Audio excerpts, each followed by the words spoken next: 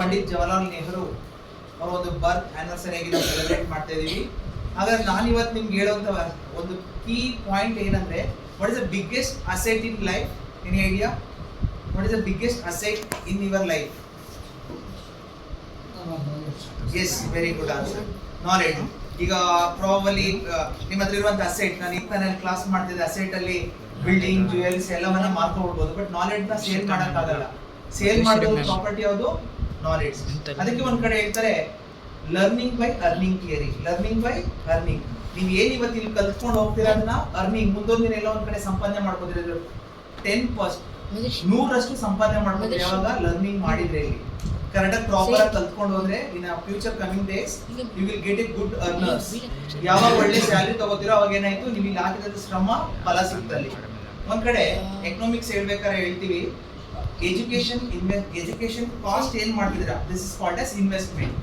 What ever we can make a free in school or institution, this is also called as your investment. You have made a good investment in your career, definitely will get a good profit for upcoming life.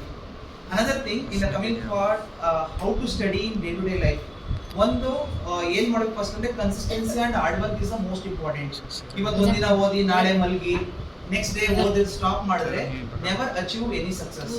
First success ಮಾಡಕ್ಕೆ ಇರುವಂತ ಸೂತ್ರ ಯಾವುದು? There are 3R formula. Already we know that 3R means read, write, recite. ನೀವು ಓದ್ಬೇಕು ಮತ್ತೆ ಬರೀಬೇಕು ಮತ್ತೆ recall ಮಾಡ್ತಾ ಇರ್ಬೇಕು. ಅವಾಗ ಆದಾಗ ಅಷ್ಟೇ ನಿಮ್ಗೆ ಯಾವುದು ಕಠಿಣ ಅಲ್ಲ, ಯಾವುದು ಕಷ್ಟ ಇಲ್ಲ. ಈಗ ಪ್ರಾಬಲಿ ಒಂದ್ ಕಡೆ ಹೇಳ್ತೀವಿ, ಒಂದ್ ಕಡೆ ಒಂದು ನಲ್ಲಿ ಇದೆ, ಆ ನಲ್ಲಿನಲ್ಲಿ ನೀರು ಬರ್ತಾ ಇದೆ, ನಲ್ಲಿ ಕೆಳಗಡೆ ಮೇಲೆ ನೋಡಿರ್ಬೋದು ಒಂದು ಕಲ್ಲಿದೆ, ಆ ನಲ್ಲಿ ನೀರು ಬಿದ್ದು ಏನಾಯ್ತು, ಕಲ್ಲು ತುಂಬಾ ಹಾಳಾಗಿದೆ, ಮೀನ್ಸ್ ಹೋಲ್ ಆಗ್ತಾ ಇದೆ. ಯಾಕಾಗ್ತಿದೆ?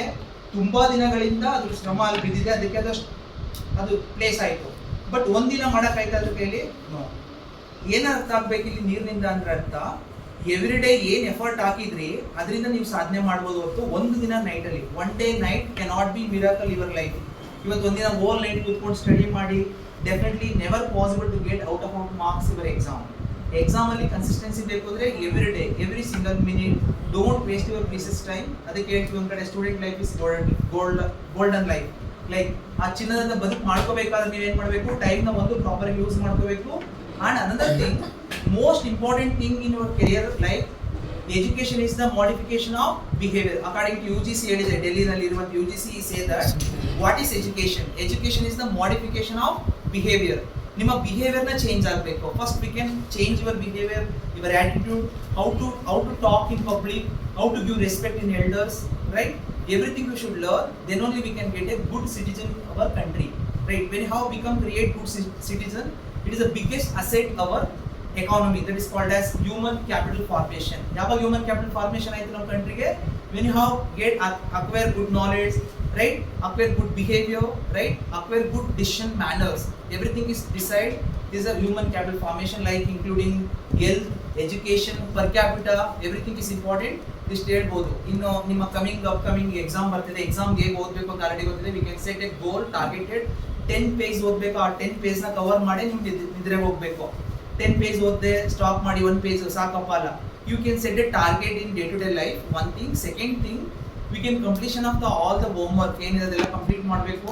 ಥರ್ಡ್ ಥಿಂಗ್, ಏನ್ ಅರ್ಥ ಆಗಿಲ್ಲ, ಡೌಟ್ ಇದೆ, ಅದನ್ನ ಬಂದು ಕ್ಲಾರಿಫೈ ಮಾಡ್ಕೋಬೇಕು. ಥರ್ಡ್ಲಿ ಇಷ್ಟು ಮಾಡ್ಕೊಂಡ್ರೆ ಖಂಡಿತ ವಿಲ್ ಗೆಟ್ ಗುಡ್ ಸಕ್ಸಸ್ ಆಗ್ಬೋದು. ನೆಕ್ಸ್ಟ್ ನೀವು ಒಳ್ಳೆ ಸ್ಕೋರ್ ಮಾಡೋದ್ರಿಂದ will get a good job ತಗೊಳ್ಳೋಕ್ಕೂ ಸಹ ಸಾಧ್ಯ ಆಗುತ್ತೆ. Thank you. Wish you all the best each and every one.